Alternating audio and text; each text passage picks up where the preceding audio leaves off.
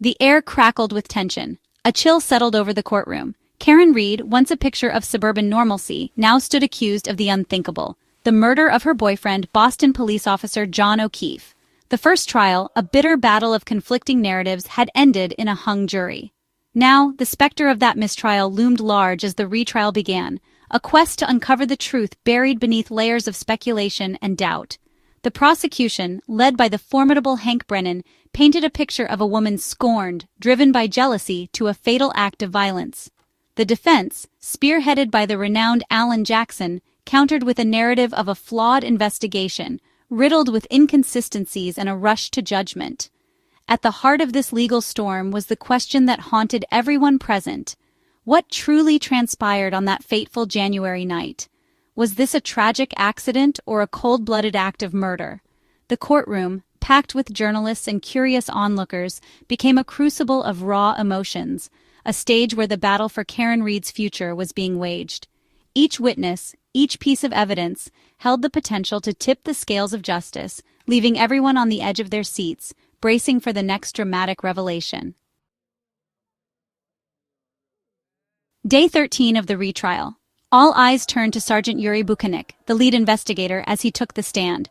A seasoned officer with a stoic demeanor, Buchanek exuded an air of authority. His testimony was crucial, for he held in his hands the keys to the investigation, the intricate puzzle pieces that the prosecution and defense alike sought to assemble in their favor. Under direct examination, Buchanek methodically laid out the prosecution's case. He recounted the initial findings at the scene where O'Keefe's body was discovered, the snow-covered driveway, the injuries that pointed to a possible hit-and-run. He detailed the evidence that led them to Karen Read her car, the inconsistencies in her story, the suggestion that she had been drinking that night. Jackson, a master cross-examiner known for his sharp wit and ability to unravel even the most seasoned witness, was ready to pounce.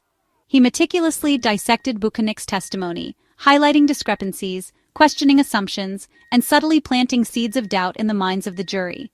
The courtroom buzzed with anticipation as Jackson, with surgical precision, began to pick apart the prosecution's narrative, thread by thread.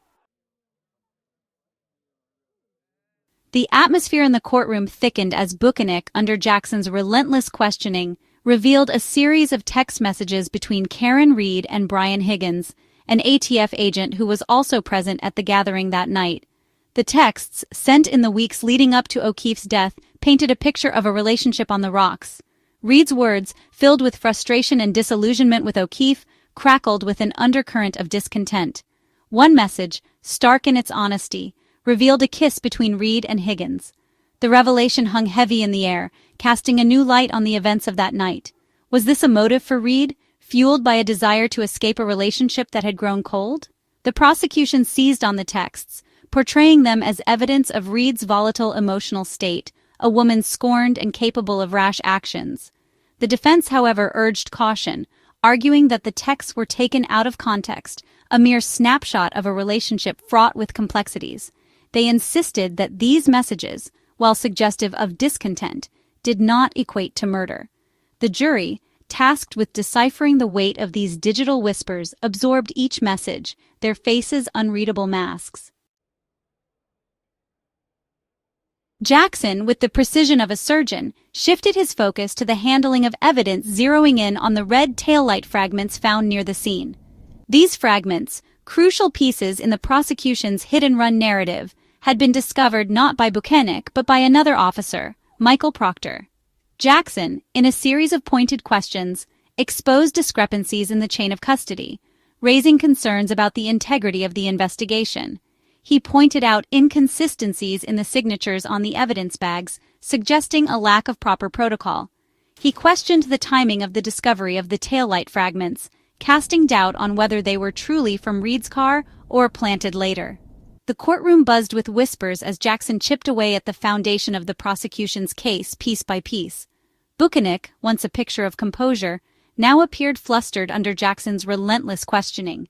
The defense's strategy was clear. If they could demonstrate that the investigation was flawed from the start, riddled with inconsistencies and a lack of proper procedure, then the jury might be inclined to question the validity of the entire case against Karen Read. Section 5. Shadows and Glimmers.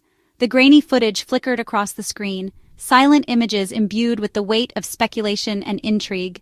Surveillance videos, recovered from the Waterfall Bar and Grill where O'Keefe and Reed had spent their final hours, became the focal point of the courtroom drama.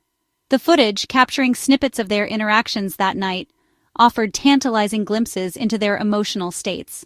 The prosecution highlighted moments where O'Keefe and Reed appeared to be arguing, their body language tense, their words inaudible but heavy with unspoken tension. They pointed to footage of O'Keefe leaving the bar alone, suggesting a possible fight that preceded his death.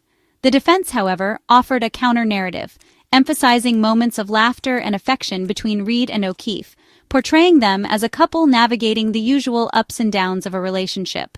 The grainy images, open to interpretation, became a battleground for competing narratives, each side seeking to mold the silent footage to fit their version of events. The jury, tasked with deciphering the truth hidden in the shadows and glimmers of the footage, watched intently, their expressions unreadable. Section 6. A Tainted Badge. The courtroom fell silent as Jackson, in a strategic masterstroke, shifted the focus to Michael Proctor, the officer who had discovered the crucial taillight fragments. Proctor, once a key player in the investigation, had since been fired from the force for misconduct unrelated to the Reed case. His dismissal, stemming from the discovery of inappropriate and vulgar text messages about Reed, sent shockwaves through the courtroom. Jackson, with a shrewd understanding of the power of implication, masterfully used Proctor's misconduct to sow seeds of doubt about the integrity of the entire investigation. He raised the specter of a cover-up, suggesting that Proctor, perhaps motivated by a desire to protect his own reputation or driven by a personal vendetta against Reed, may have tampered with evidence.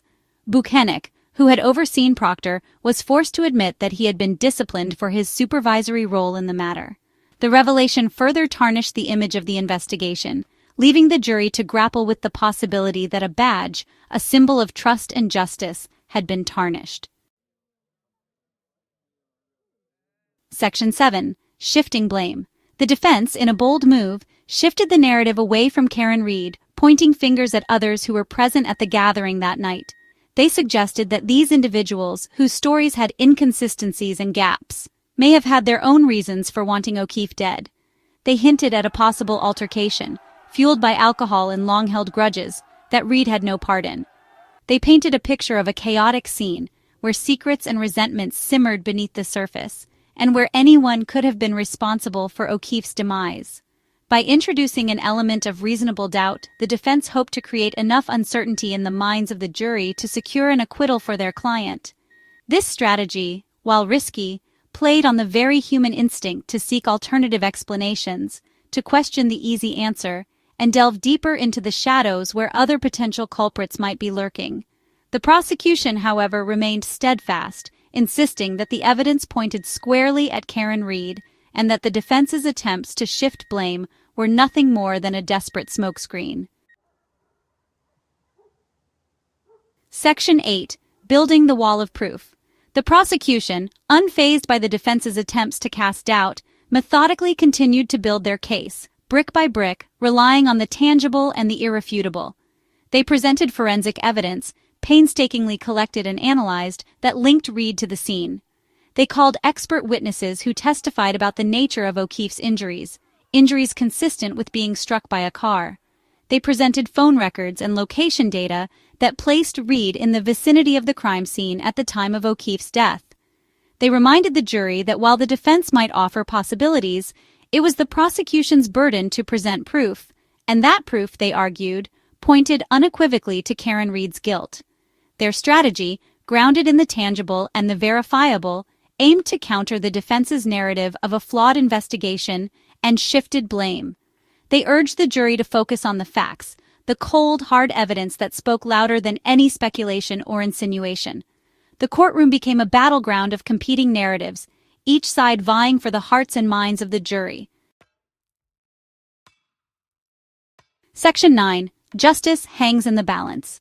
As Day 13 of the retrial drew to a close, a palpable sense of anticipation hung in the air. The courtroom, once buzzing with activity, now stood hushed, the weight of the day's revelations settling upon everyone present. Karen read, her face a mask of composure, her eyes betraying the turmoil within, remained a haunting enigma. The trial, a gripping saga of love, betrayal, and the search for justice, was far from over. More witnesses were yet to be called, more evidence to be presented, more layers of the story to be peeled back. The prosecution, armed with their wall of proof, remained confident in their ability to secure a conviction. The defense, however, emboldened by the cracks they had exposed in the investigation, appeared equally determined to fight for their client's freedom. As the day's proceedings ended and the courtroom slowly emptied, one question lingered. Would justice be served? The answer, elusive and agonizingly out of reach, lay in the hands of the jury, the ultimate arbiters of Karen Read's fate.